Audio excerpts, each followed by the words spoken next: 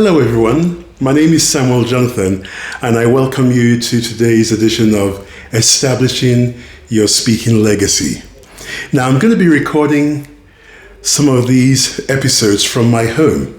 Simple setup, simple clothing, and it's very important that I do that because I want to, as much as possible, simulate real life.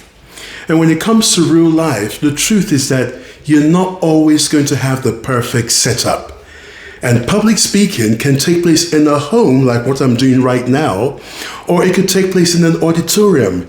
It's not always going to be at the perfect venue. You're not always going to have the perfect setup that you need. And so it's very important that this series, that we do make sure that we simulate real life situations. If you wait for everything to be perfect, you will never get started. We call that procrastination. Procrastination is unnecessary delay for what you could do today. If I was to say, well, let me go and record this from our office, and then I'll have to say, oh, well, I've got to do something for my son. Oh, my daughter asked me to do something. Oh, I've got to spend some time with my wife. And this episode would never get recorded. Or if I said, all right, let me go to one of the speaking venues in town to record this, procrastination may set in and it may never take place. So even though this is not a motivational program, this is not one of my personal development or motivational segments, it's important for you to remember this. If you wait for everything to be perfect, you may never get started. Public speaking can take place in a living room, it can take place in a boardroom or a showroom. It can take place in a banquet hall or the banking hall. It has nothing to do with the venue. So what is public speaking? And that's going to be the first thing that we're going to focus on, being able to define what public speaking is so that we know what public speaking is and what it is not. According to Samuel Jonathan, you cannot become what you cannot define. And so if we're going to establish an iconic and enviable speaking legacy, we must know what is public speaking. Now, here's my definition of public speaking, and I'd love to hear yours because you never know. You may even have one that beats mine. So here we go. Public speaking is the art of communicating with an audience in a formal setting. You want me to repeat that? Okay, here we go. Oh, you're taking notes. I love you for that. That's good. I love those who write because that's one thing about winners. Winners are writers. Writers are winners. And when you write things down, you have a better chance of remembering because people remember 10% of what they hear, but 50% of what they see. And when you write something down, who is the first person to see it? You are. You're right. Okay, let's repeat that definition and then we'll look into what it actually means. Public speaking is the art of communicating with an audience in a formal setting. I like to keep my definitions simple. Now, what are some of the key words that you identified in that definition? Can you tell me one? All right. Okay. You're doing good. Yep. The first one is art. Public speaking is an art. Now, some people will say, Samuel, I think it's also a science. I agree with you. Because when it comes to science, we're talking about having a methodology, having a system, or having a formula. I agree with you. But it's more of an art than a science. I define art as an expression of self. Public speaking is an expression of self. If you get two professors who are very knowledgeable on the same subject matter, ask them to give a speech on a particular topic. They're both professors, they're experts in the field, they're very knowledgeable. You gave them the same topic. Would they speak the same way? No, because public speaking is an art. Art is an expression of self. Give two 5-year-olds a paintbrush and some paint. Ask them to paint a picture of God on the wall. Will they paint the same thing? No, because painting is an art. Art is an expression of self. The way one 5-year-old will express him or herself in that painting will be different from the other 5-year-old. The same thing as singing. Singing is an art. Give two people a very well-known song, such as Amazing Grace. One person may sing, Amazing Grace, how sweet the sound. Another person may go, Amazing Grace, how sweet. Now, you can't say the first person was wrong, even though you may not want to have them sing at your wedding reception. I understand. Don't tell him, but I got you. The truth is that singing is an expression of self, which is what art is. So the first person expressed himself because of that baritone voice, the way he thought best how to. The other person sang it differently. And that's the same thing with public speaking. So one thing we are learning is that public speaking is an expression of self. So you don't have to try and sound like someone else. You can admire other people, but you don't have to sound like them. Be unique. And according to Samuel Jonathan, be yourself, but be your best. Be yourself, but be your best. Don't try to sound like someone else. The moment you try to take on someone else's persona, or the moment you try to be who you are not, people will be able to sense that. Your audience will see it.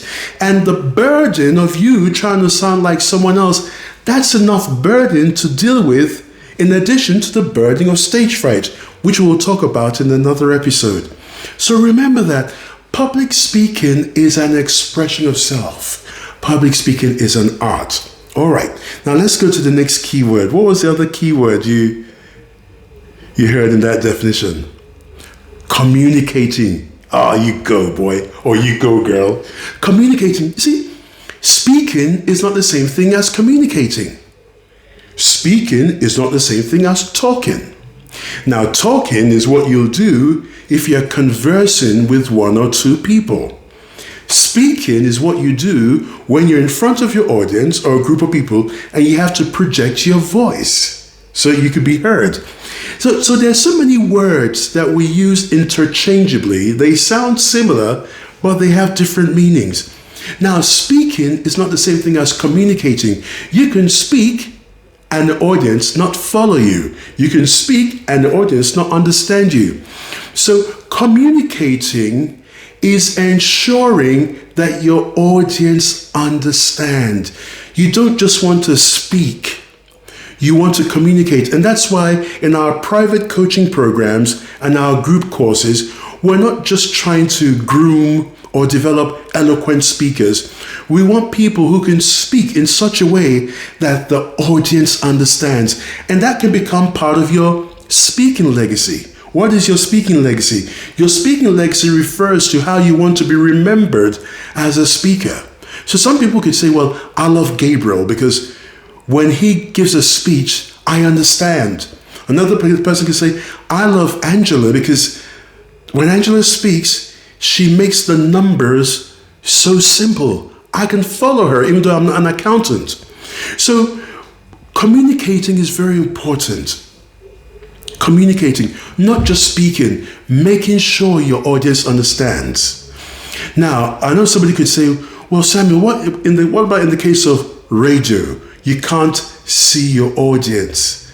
But you can visualize your audience. Oh, well, your audience can't see you. Well, your inflection and vocal delivery can actually put your audience in the picture of what you're communicating. Folks, it can be done. And you can achieve that with the right coaching. So I encourage you, please consider signing up for one of our private coaching programs or our group courses. And as my way of giving back, after receiving over 76 career awards and 3,000 testimonials, my way of giving back to the community is to say, well, you know what? I'm going to charge below what the industry charges. So if you're one of those who are saying, if it's cheap, it's not good, you're wrong. You're wrong. It's just my way of giving back. If I want to charge what is being charged in the industry, for many people, it would not be affordable. And I don't want the service I render to be unaffordable, because in the University of Learning, all men are equal. All right, let's get back to the definition of public speaking. All right, so we've taken a look at two key words in the definition I gave: art, communicating. So public speaking is the art of communicating with an audience. It has nothing to do with the size. It could be an audience of one, or it could be an audience of 1,000. An audience of one, probably you're going for a job interview. You're having to articulate why the search for that candidate ends with you. You're trying to establish why you are the best person. You're trying to make your competitors irrelevant if you're trying to sell a product or service. So you're having to make sure that you convince your audience. The art of communicating with an audience. It can be an audience of one. It can also be an audience of 1,000. It could be at a banquet hall whereby you're giving the toast to the bride and groom, or probably the keynote speaker missed their flight and somebody spots you in the audience and they say, "Oh, wait a minute, that's Tamikwa. She's the head of HR, human resources for Sadadadada company. She knows a thing or two about human resources. Let's have her say a few words." And of course, according to Samuel Jonathan, when it is showtime, it's too late for rehearsal. That's why today's preparation determines tomorrow's success. Don't ignore this opportunity for you to develop your public speaking skills and presentation techniques. Because according to Samuel Jonathan, whatever you do not develop cannot grow. Think about it. Whatever you do not develop cannot grow. Yes, in addition to being a public speaking coach, a worship leader, and so many other things, I'm also an author. And so you can check out some of my books on Amazon, or you can send an email and we'll refer you to some of the books I have written. So an audience has nothing to do with the size. Now, there's a lot that you need to learn about the demography of your audience, and we're going to do that when we get to the topic titled Connecting with Your Audience. All right, so now let's go to the last keyword: formal setting. Now, I told you earlier on that I'm doing this recording from my home. Very simple setup, simple clothing. You don't always have to be in a suit and tie to be a world-class speaker. You don't always have to have the perfect furniture and setup. No, very minimalist and simple. And that's what I said earlier on. That's very important to me, because I want to make sure that regardless of the setup of the venue or the occasion or circumstance where you are asked to speak, I want to make sure that you can seize the moment and make it a monument. Formal setting means it is a gathering with a purpose, a gathering with a theme. That's what formal setting means. It doesn't mean it has to be in a boardroom. It doesn't mean it has to be in the corporate center or conference center. No. You can invite people over to your home and share with them some opportunities about multi-level marketing or network marketing. That means that the living room from where you watch your football matches and, entertain friends has now become an auditorium. Formal setting has nothing to do with the brick and mortar. Formal setting means you have a gathering with a purpose, a gathering with a theme, an organized gathering. You can have 4 people, you can have 400. It has nothing to do with the size of the audience. We're going to wrap it up here. There's so much to learn. And I want to encourage you, look, you can keep on reading about public speaking on websites. You can keep on watching videos like this, and I encourage you to do so.